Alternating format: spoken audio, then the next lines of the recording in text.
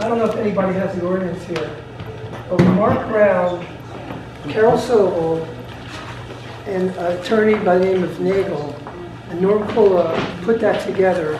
They allowed the words merchandise and goods to be in, which allowed commercial vending to proliferate on the boardwalk. Talking about monitors and this and that, you have to trash that whole entire ordinance and get rid of merchandise and goods, number one. Number two, I don't know if you were in federal court, but I sat there next to Peggy and Calvin of Food Not Bombs. That's how those black spots came upon the 2 food spaces and those 8 spots that a federal judge said for the people that are free speech organizations are not taking part in this, what I call despicable, rotten, vicious lottery permit system, unconstitutional lottery permit system. We were given those spots to set up. After 36 years on the boardwalk, I cannot get a space on the boardwalk. We were given those spots specifically. Those black spots are not for commercial vendors. The boardwalk is not for commercial vendors. Those black spots were given for free speech organizations. What happened was, Harold Sobel and Mark Brown didn't even really listen to Pragerson. They heard what he said. They interpreted by saying activity without vending. But they didn't write it out in the right way, so it was specifically stating free speech organizations.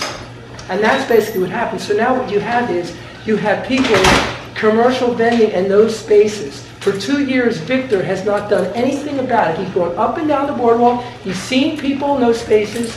Every week, the same people in those spaces. They're selling stuff from China, whether they're rosters or not rosters. They're selling the same people there all the time in those black spaces. What are you going to do about that? Actually, the only thing can be done about it, you trash the ordinance and you redo the whole entire ordinance. That's what you have to do, and get rid of that lottery permit system. I'll tell you something. You know why commercial vendors are still out there? Because the lottery system protects them. It's a protection racket for commercial vendors. That's what it is. That way no one touches them, so they can stay in there, get their little spot, and continue to sell their trinkets from China. Okay. I would say that 95% of it, Arturo, you would believe, is commercial vending. And they're all in the lottery. So what are you going to do for us, for free speech organizations who are pushed off the boardwalk and we've been there for 20 and 30 years? What are you going to do?